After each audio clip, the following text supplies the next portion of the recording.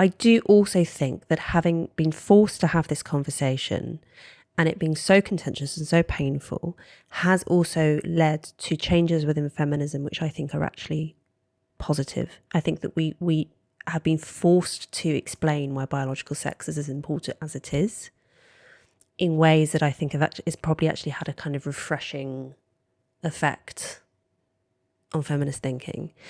I also think that it's pulled women into feminist activism who previously were not in it, weren't interested in it, but who confronted on, say, Mumsnet, the egregious absurdity of all of this and thought, hang on, what? And now those women are now engaged, and I'm hoping are going to stay engaged when it comes to things like online porn, prostitution, child sexual, all of the other stuff that's been going on for such a long time and has remained just as much of a problem as it ever was. My hope is that those women who were engaged by the trans stuff are going to stay engaged. I really think that I agree with you on both of those. Mm-hmm. I mean, I don't know how many will stay engaged, but some will. And feminism had become a sort of a luxury activity in universities. I mean, largely because we thought, most of us, that it was fine, that we didn't need to keep fighting, that we'd reached a point that each of us could individually live as we wished. And then it turned out just how fragile our rights were. Like, so extraordinary that a man says he's a woman and suddenly he's the most important person in the world, and a woman says, hang on, this doesn't suit the rest of us very well, and we're bigots. Like, it just shows you how little concern was ever really given to women and women's concerns. It's extremely good proof for patriarchy. I, in general, think the word patriarchy doesn't describe anything especially useful, and I think it is so incendiary that I often tend to avoid using it. There's a way of using it. It really is. I mean, it's not a word I tended to use. But if it describes anything, surely it must be this kind of instant status attached to men. Just, the male rapist who says he's a woman and gets transferred. I mean, if that's not patriarchy, then what is? Yeah, I mean, it's male sexual entitlement. So it's part of a male sexual entitlement movement. I think I see it as part and parcel of the way that things that were genuinely liberatory got co-opted and turned back to front in a very queer theoretic sort of way, like, for example, Pride. So Pride started out as being genuinely subversive. Gay men saying, I'm here, I'm queer, I do these things that are not meant to do, and I'm willing to come out and say so, and that's amazing. And now it's just this corporate virtue signalling bullshit in which, if it means anything, it means a chance for rainbow washing for corporations and for men to perform their fetishes in public and not answer when people say, look, there's children here, or this is a public place, take it privately. I see these two as part of the same thing, in men saying that they want to do what they want to do without any consideration for other people. And that's not what it was. It was the opposite to that. It was saying, there are people who don't have full space in public, and those people were not men and their fetishes. And now it's men and their fetishes are what's meant to be liberatory for all of us. It's depressing, really. And then on the terms of within feminism, I think, I completely agree with you.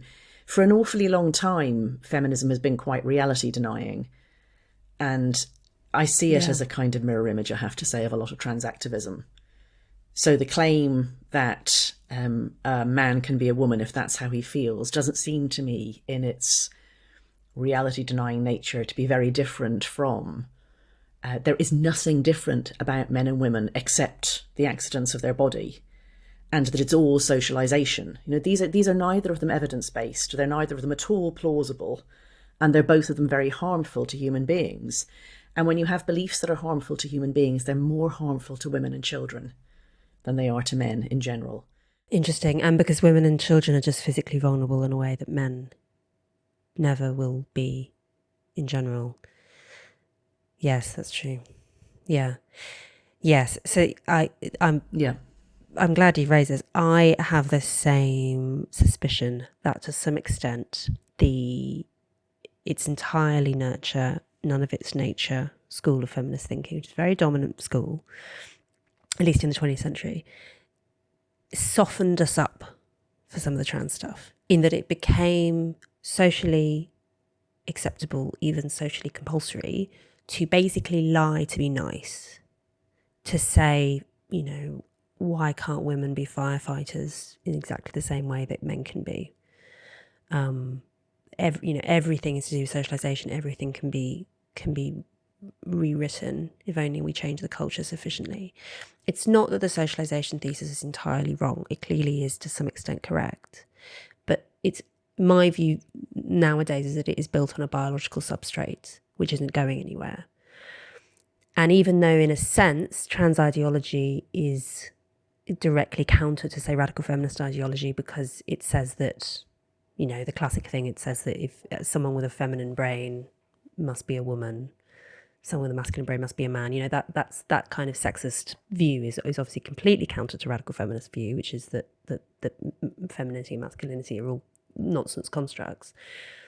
But it's similar in the sense that it's to do with kind of giving enormous agency to individuals and hugely downplaying the role of nature and evolution.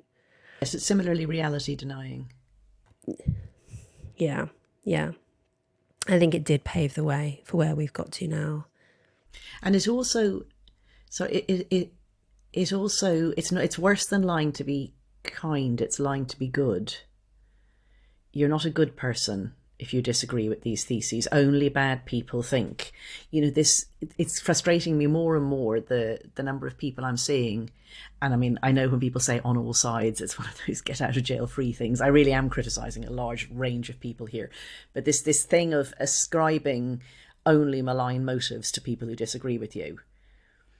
So somebody thinking that if somebody says, look, men and women are different psychologically, not very different, like they're measurable, small, specific areas, quite predictable sort of ways in which they're different, that is somebody who must want bad things, must want women back in the kitchen, must want a return to the shaming of unmarried mothers or whatever, you know?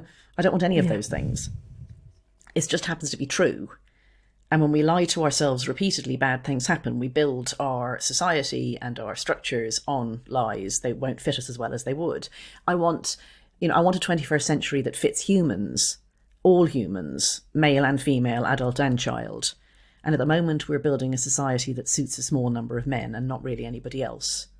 I think you write about this very well. The men who come out best on these dating apps are also the men who come out best in everything else in this modern world. And we haven't built a world that's fit for other people at all.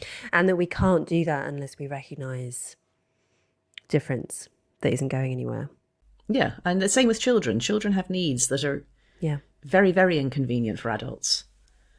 And those needs are, in particular, children are non-fungible goods, and the people that children need are non-fungible too. You can't substitute in carers. It's not a question of an hour or a pair of hands or a set of tasks in the same way that factory work is. Children love one person or two people, depending on their family situation, better than everybody else. And people don't feel the same about other people's children as they feel about their own. And if they say they do, then they shouldn't be parents because they don't love their own children enough. So that's not very convenient, but it's true. And I don't have a good answer as to how to accommodate it in a modern world. But I know that if you want to have an answer, you have to start by acknowledging it. I mean, I wish government childcare policy acknowledged that particular fact. I mean, that's a radical thing to say, that the parents and children are not fungible, which of course they aren't. It's so obvious. But as you say, treating people as widgets serves a lot of different interests, including economic interests.